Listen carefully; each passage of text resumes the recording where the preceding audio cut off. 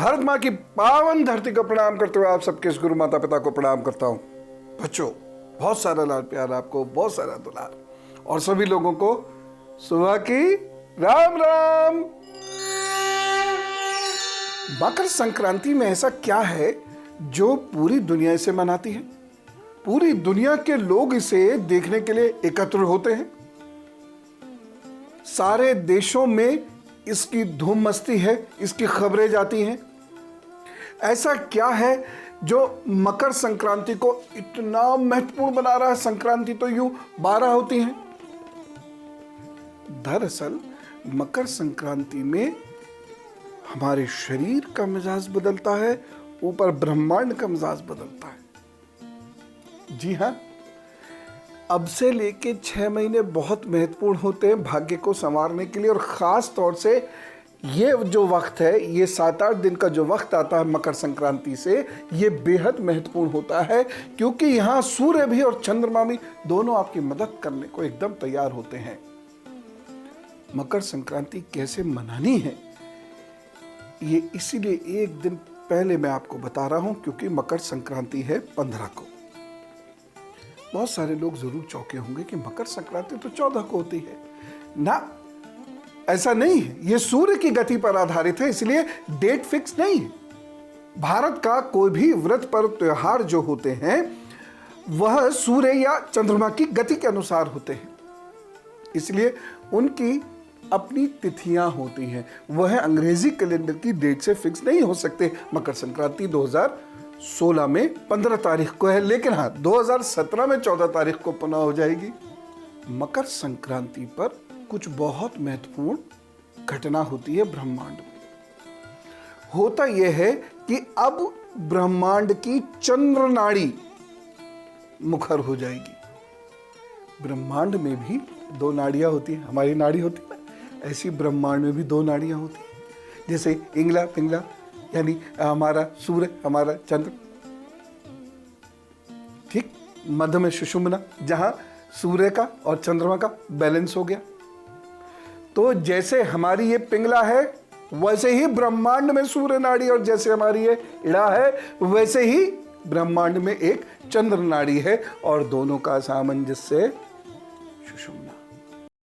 इन 15 दिनों में जो लोग अपने सूर्य चंद्र को मजबूत करना चाहें, उन लोगों के लिए अद्भुत समय है। सोमवार को आपने एक कौड़ी लेनी है पीले रंग की। इसको आपने देसी घी और उपले में जला देना है। कपूर डाल दीजिएगा, ढेर सारा देसी कपूर, केमिकल कपूर नहीं। इसको एकदम जला दीजिएगा। इसको जला के राख बनेगी। आपको तो इतनी सी राख चाहिए बस। जो योगी होते हैं या जो साधक हैं, उन्हें तो ढेर सारी चाहिए, इसलिए बहुत सारी कौड़ियाँ जलाते हैं। आपको तो एक नहीं तो 2-3 जला लीजिएगा। घर में 5-6 लोग हैं तो 5-6 जला लीजिए। अब जब ये जलनी शुरू होती है, जलने के जिस वक्त ये जल रही है, उस वक्त आप या गायत्री का या ओम खकोल का, स्वाहा का लगातार जप करते रहिए। जब ये जल जाएगी, इसको थोड़ा सा आपने कूटना पीसना पड़ेगा, ये पूरी भस्म बन जाएगी उस कौड़ी की। अब ईश्वर ना करे कभी आप घोर विवाद में फंस जाएं, जहां आप सही हैं, एकदम आपसे कहीं कोई चूक नहीं हुई है, तो इस भस्म को मस्तक पर धारण कर लीजिए। या आप सही हैं, ईमानदार हैं, और कुछ लोग आपको डराने धमकाने आ रहे हैं, इस भस्म को मस्तक पर, जिह्वा पर धारण कीजिए, और इसके परिणाम देखिए, अद्भुत हो। मान लीजिए कि पित्त दोष से कोई भयंकर रूप से प्रभावित है, जिसकी वजह से गंभीर रोग, पित्त खराब होता है तो गंभीर रोग बनते हैं। मैं 1-2 दिन में आपको पित्त के बारे में भी बताऊंगा। तो इसी भस्म को उसकी जिह्वा पे रखकर दिन में 2 बार इतनी सी गुनगुना पानी पिला दिया कीजिए। यदि कहीं साक्षात्कार में जाना है या कुछ विशेष व्यक्तियों से मिलने जाना है, इसी ही भस्म को मस्तक पर लगाइए, बिंदास जाइए, असफल नहीं होंगे। अब लेकिन इसका मतलब ये नहीं कि आप पढ़े लिखे नहीं, बोले हम तो भस्म लगा ली।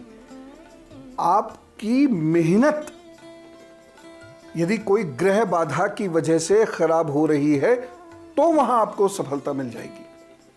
अब ये थोड़ी आंखों का चश्मा लगा दें डॉक्टर साहब तो आप कहे कि हमसे वैसे पढ़ना नहीं आता लेकिन चश्मा लगा के पढ़ने लगेंगे, ऐसा नहीं होता है कभी भी। आपके गुण, आपकी मेहनत ग्रह बाधा की वजह से रुकेगी नहीं, वह फल देगी। एक और मैं आपसे विशेष बात कह रहा हूं, अब से 15 दिन तक नियमित रूप से कुछ शक्कर किसी बर्तन में, और मिट्टी का हो तो क्या कहने, इकट्ठे करते रहिए शक्कर।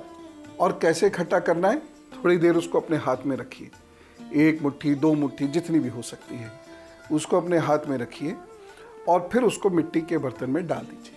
ये रोज करना है, अपने इष्ट का ध्यान करते हुए सूर्य के सामने बैठकर ये उपाय करना है 15 दिन तक रोज। अब क्या लाभ है इसका? मंगल दोष से प्रभावित लड़के लड़कियों के लिए ये अद्भुत उपाय है। बस इसमें आपकी तंद्रा एक क्षण के लिए भी टूटनी नहीं चाहिए। बस अपने इष्ट का नाम लेते रहिए लगातार, और जो परेशानी से गुजर रहे हैं आप मंगल दोष की वजह से, उसको याद रखिए। आप नाभि तक के जल में खड़े होइए और पूर्व की ओर अपना या सूर्य की ओर अपना मुंह कीजिए। तदुपरांत हाथ में तिल लेकर और तर्पण कीजिए। 2-4 तिल बहुत हैं, ज़्यादा मुट्ठी भर तिल लेने से कोई बहुत विशेष लाभ नहीं होगा। तिल लीजिए और उसी नदी का या सरोवर के पानी से सूर्य की तरफ मुंह करके आचमन कीजिए, ओम घृणी सूर्याय नमः का जप करते हुए।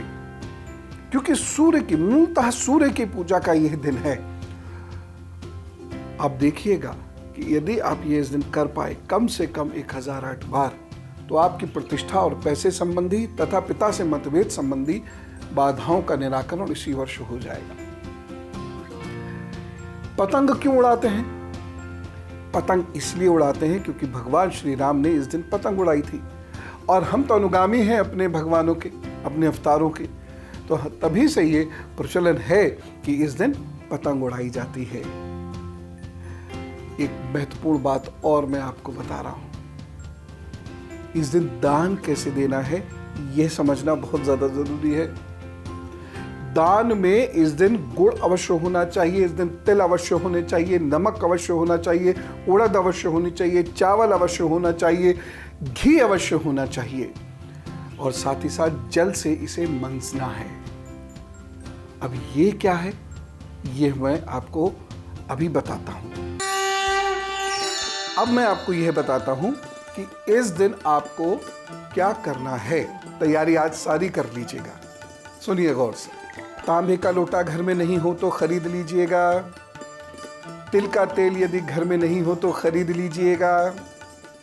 अब आपको क्या करना है, कल सुबह सुबह आप उठेंगे, थोड़ा टहलेंगे, चलेंगे, खूब सारा जल आदि पिएंगे। उसके बाद आप स्नान करेंगे। स्नान में अब जो बाल्टी आप ले उसमें या तो बेल पत्र डाल दीजिएगा अथवा लाल चंदन डाल दीजिएगा, या फिर चंदन की कोई माला घर में रखी हुई हो तो वह डाल दीजिएगा। उसके बाद उससे स्नान कीजिएगा। स्नान करते हुए आप गायत्री के मंत्र का जप भी कर सकते हैं। स्नान करने के उपरांत फिर आप तांबे का लोटा लीजिए, उसमें अक्षत डालिए, उसमें रोली डालिए, जल डालिए और ऐसे सूर्य की तरफ देख लीजिएगा और लोटे को इस तरीके से अपने हाथ में रख लीजिएगा। सूर्य की तरफ देखकर दोनों पैरों को जितना आप जोड़ सकते हैं उतना जोड़िएगा, और या तो जूते पहने हो या रबर पर पाँव हो या किसी आसन के ऊपर आप खड़े हुए हों। तो इस तरीके से ध्यान करेंगे, और ध्यान करते वक्त ओम सूर्याय नमः इसका जप आप निरंतर करते रहेंगे। ये बोलकर भी कर सकते हैं, मानसिक भी हो सकता है। सूर्य का जप करने के उपरांत उसके बाद आप हाथ से बर्तन को ऐसे करेंगे और एक धार बनाकर इस तरीके से जल देंगे और दृष्टि अपनी सूर्य पर जमाए रखिएगा। ये कार्य जल्दी करना है, बहुत लेट मत करिएगा, क्योंकि यदि सूर्य पीला हो गया है, सूर्य का तेज बहुत हो गया है, तब आप उस पर दृष्टि नहीं गंवा सकते हैं। जब ये कार्य आपका पूर्ण हो जाए उसके बाद जो बची हुई सामग्री उसमें रह गई है, उसके बाद उड़द की दाल की खिचड़ी, यानी काली उड़द की दाल और उसमें चावल मिला के रखिए, नमक रखिए, संभव हो सके तो गाय वाला घी ही रखिएगा, नहीं तो जो हो सो आपके पास वह रख दीजिएगा।